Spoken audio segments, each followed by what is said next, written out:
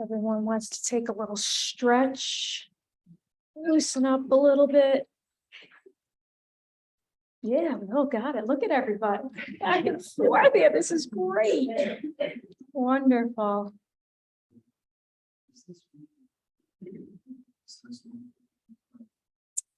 Yes, it's turned on. Can you hear me okay? Can everybody hear me okay? Yep. Okay. Can you guys hear me okay? Got thumbs up here? Wonderful. Welcome everyone to the Insight Meditation Community of Charlotte. My name's Denise, and I'm the guest leader this evening. Tonight's talk is going to be on trust. A few months back, I was listening to a podcast with Oprah and Brene Brown. Some of you may be familiar with Brene Brown. She is a shame and vulnerability researcher. She has lots of good books and podcasts and a Netflix special. But in this particular podcast on trust, she was talking about an acronym of the important aspects necessary or the components necessary for developing trust. And she called this braving. And braving stands for boundaries, reliability, accountability, vault, integrity, non-judgment, and generosity. I'd like to briefly describe each of these, and then I would like to share how I believe they relate to the Dharma, the Buddhist teachings. Boundaries, making it clear what is okay and what is not okay with us. Reliability, you do what you say you will do, aware of your competencies and your limitations, dependability, if you will. Accountability, owning up to your mistakes, apologizing, and making amends. Vault, you don't share information or experiences that are not yours to share. Non-judgment, integrity, choosing courage over comfort, choosing what's right over what is fun, fast, or easy. Going by your values, not just professing them. Non-judgment, I can ask for what I need, you can ask for what you need, and then we can talk about it without judgment. And lastly, generosity. Extending the most generous interpretation to the intentions, words, and actions of another. I personally have a difficult relationship with trust. I don't trust folks easily, and I don't think I'm alone with this. I think in our society, we have a crisis of trust. It's hard to have any kind of trust in an age where folks are professing, defending, and living according to what are called alternative facts. How did we get here? And on what foundation are we standing? I first became aware of my trust issues in 2001. I'm always a little behind the eight ball. So in 2001, of course, we had September 11th, right? But also the media had a lot of coverage on an Italian scientist who was trying to research how to clone human beings. It was the year that the Catholic Church scandal was breaking. That's my tradition, that's how I grew up. And that just brought on a sense of betrayal. I was working for someone who's behaving unethically, who's committing fraud. So I did not have trust there. In my opinion, there were people of power who were making really unwholesome choices. I was thinking, is there no one, is there no thing that I can trust? Yet I understand that being overprotective and untrusting can leave me isolated and lonely. I don't want that. I want to feel connected to everyone. And I want to see the goodness in everyone And I'm hoping everyone, or I wish for everyone to see the goodness in me. So I was grateful when I came upon this podcast and I heard about braving. The information was helpful to understand why I was having some difficulty trusting others and maybe some institutions and even myself. There were parts, or maybe all aspects of braving that were missing in those interactions. And I wondered, what would the most wise and observant Buddha have to say about this? So I did a little research, thinking the Buddha has a list for everything. I just got to look up the list. Except for, I didn't really find a distinct list. But I did find some suttas, teachings of the Buddha, and they're called the Sadha suttas, excuse me. And Sadha is a Pali word. Pali was the language spoken at the time of the Buddha. And it means trust, faith, conviction, or confidence. The Sadha suttas particularly point to conviction and trust and faith in the Buddha, the Dharma, and the Sangha, what is called the triple gem. Buddha means enlightened one, and we all have the potential to become awakened. The Dharma is not only the collection of the Buddha's teachings, but truth with a capital T. The actual nature of what is, despite any of our perceptions, stories, or opinions. The Sangha is us, the community practicing the Dharma, coming together in commitment to the Dharma. There's a Buddhist chaplain at Cardiff University. His name is Dr. Ari Ubaskara. He wrote an article, Faith, Sadha, in Theravada Buddhism. Theravada is the tradition that we stem from in insight meditation. He said there are two types of faith. One is blind, irrational, rootless, and baseless. The second is confidence based on reason and experience. And his article went on, similar to what Ward was telling us last week, that the Buddha did not encourage his disciples to blindly follow him and his teachings, but encouraged them to question, explore, and investigate them in order to develop confidence in the teachings through direct experiential verification. That's one thing I'll say in the Catholic Church. I was really glad to hear that part. Not to put a great church, but that's what I needed to hear. Thich Nhat Hanh was a Vietnamese Buddhist monk, and he wrote in Tricycle magazine, "We are all Buddhas, because only through us can the understanding and love become tangible and effective. For Buddhism to be real, there must be a Buddhakaya, or someone of Buddha nature, an embodiment of awakened activity. Otherwise, Buddhism is just a word." When we realize awakening, when we are understanding and loving, each of us is of Buddha nature.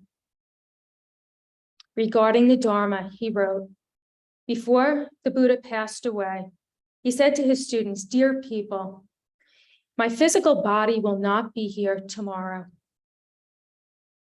but my body of teaching will always be here to help. You can consider it as your own teacher, a teacher who never leaves you." I don't know about you guys, that made me feel really warm to know I wasn't going to be abandoned. The Sangha, the third of the three gems, is the community that lives in harmony and awareness. Now, Thanissaro Bhikkhu of the Thai forest tradition, a monk there, translated the Sadha Sutta on conviction. And to help understand the sutta a little bit, it's good to have a little background in what a banyan tree is. A banyan tree is a large type of fig tree where the branches actually come down to the land, to the earth, and root in to become accessory trunks. So it becomes wide and expansive and can even cover acres of land. It can almost be a haven for wildlife. So just as a large banyan tree on level ground where four roads meet is a haven for birds of all around.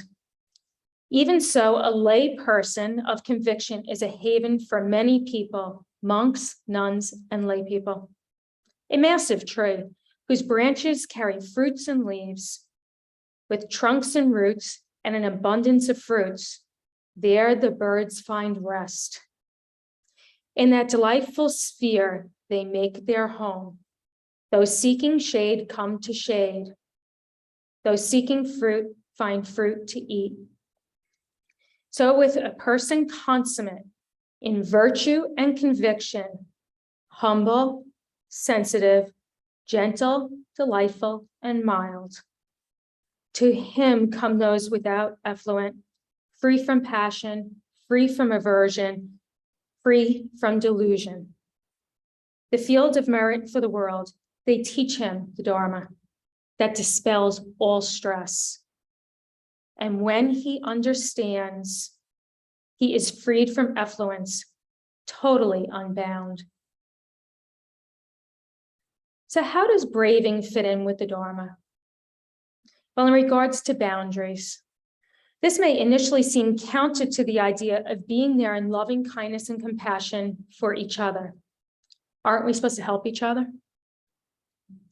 Well, that could be nice. But are we examining our fuel or motivation behind our intentions?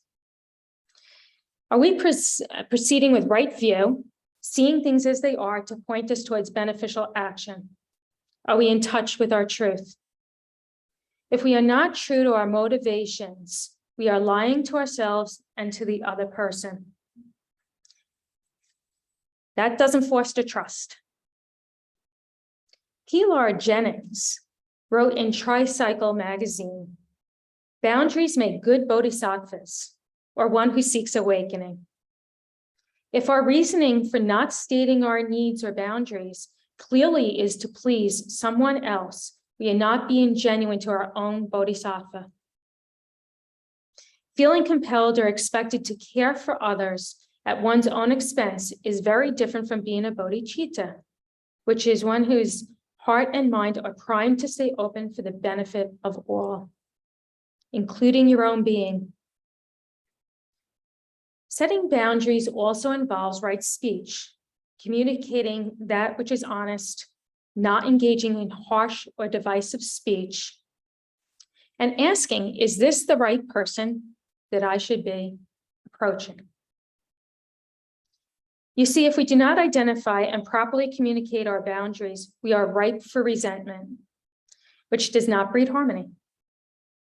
If we wisely and compassionately state our truth, we can avoid regret and ultimately build trust, because then there's a track record of honesty. Possible examples of setting boundaries. I don't have the resources to commit to blank. This is not an appropriate time or activity for my well-being at this moment. Is everybody running? Okay. This request is not consistent with my values or my path that I am on. Or yes, I'm free next Saturday and I'd love to help until 3 p.m. Next in braving is reliability. How does this relate to the Dharma? Well, this one's a tougher one to relate to the Buddhist teachings because one of the three characteristics of existence is impermanence, which is inherently unreliable, and we are under the uncertainty of the nature of things in the future. Another lesson that I have learned through some personal growth efforts is trust cannot be reliable 100% of the time with all people, okay? Because we're humans and we make mistakes. We get tired, we get stressed. And as we know from the Buddha's teachings, we are all subject to greed, hatred, and delusion, the three defilements. However, if someone is committed to the Dharma, practicing the Noble Eightfold Path of right view, right intention, action, speech, livelihood, effort, mindfulness, concentration, there's a good chance we are dealing with somebody who's fairly reliable in character. And if we are awake, we can notice if our fellow friend is perhaps not up to the task of trustworthiness at that point in time. Think of trust as being on a sliding scale. And trust the computer to do what it's going to do, apparently there. It's on a sliding scale. Is this the right request to the right person at the right time? Next, accountability. As we have already discussed, we make mistakes. The teaching on right effort tells us in order to help end suffering, we will want to abandon unwholesome mind states and actions and arouse the wholesome states. Recognizing how our actions may have caused suffering, we can seek amends to relieve the suffering and promote harmony. We regain trustworthiness as one who has demonstrated a level of self-awareness and humility. Fault. This one is very clearly under the heading of right speech. We are to avoid idle chatter and gossip. Idle chatter means any unnecessary chatter. Integrity. Do we reliably choose right action? The precepts, the rules for ethical training, which are part of right action, will help us to develop a firm foundation for trustworthiness so others know that they're safe with us. We refrain from taking life, from taking that which is not given, from false speech, sexual misconduct, and from intoxicants and substances that may lead to heedlessness. Non-judgment. Judgment fuels the stories that divide us. It stems from the three defilements: greed, hatred, and delusion. And as Tanisaro Bhikkhu points out in his article, The Power on Judgment, when we are deluded, we don't know we're deluded. It takes just a moment to pause and remind ourselves that our perceptions are not usually 100% accurate, reminding us of our own fallibility. And thereby, maybe we can also extend a little grace to the party we are dealing with to remember that they are human and fallible just like us. Generosity. In our Dharma study practice program that was held here at IMCC a few years ago, we learned that genuine generosity has the components of all four Brahma Viharas: metta, loving kindness, compassion, sympathetic joy, which is joy in the good fortune of another, and equanimity, having even mindfulness despite the circumstances. Genuine generosity is also devoid of the greed, hatred, and delusion. This guy keeps coming up, this greed, hatred, and delusion, doesn't it? Yes. Also, true generosity is going to be for the benefit of all parties and for the reduction of suffering. By extending the most generous interpretation to the intentions, words, and actions of others, we give trust in another a chance. It's a gift. We can never know 100% what the reaction of another or what our own reaction will be, because it's in the future. It hasn't happened yet. And conditions can arise that are out of either party's control. So the circumstances have been different each time we try to extend trust to another or an entity. The best we can do is to be discerning and then see if it is wise to extend our trust. So how might we develop an appropriate level of trust? I think that our sits that we do help us to settle down, to get present in the moment, and to see what's going on.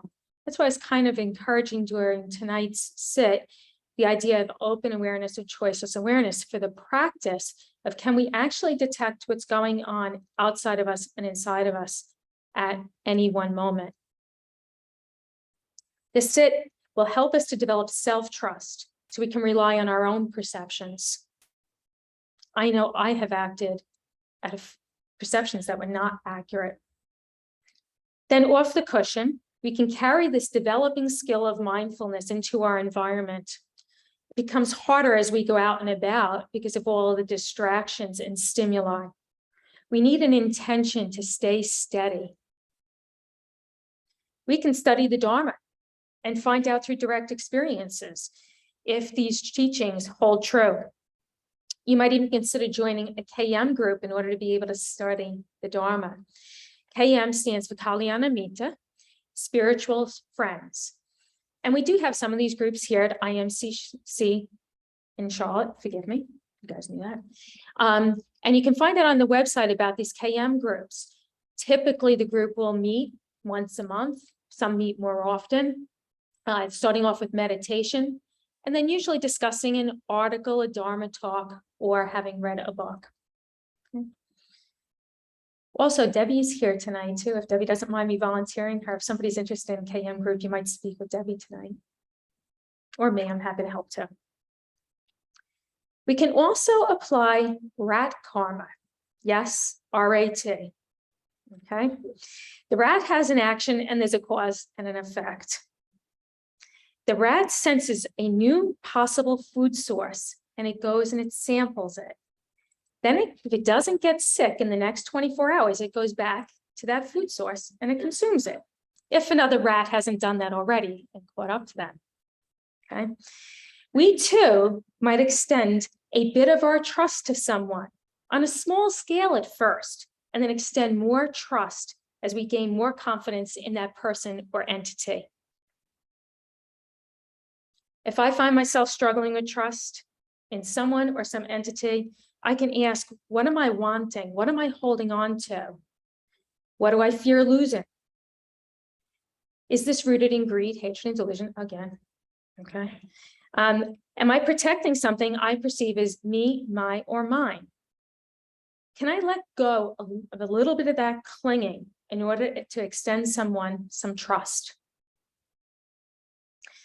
This last bit is a little bit of a sideline, but I found it interesting. In cognitive processing therapy, it encourages us to investigate another's trustworthiness along a continuum from not trustworthy to trustworthy. Again, that sliding scale idea. And suggests we look at these 4 categories. Would you tell this person a secret of yours? Would you lend this person 20 bucks? Would you trust him with your life? And the last one's the most interesting. Would you trust him with your opinion? In conclusion, I hope, like me, that you're going to find a trustworthy foundation to stand on in the Dharma, and that the Dharma can guide us in braving. And me, I'm going to also apply some of that rat wisdom.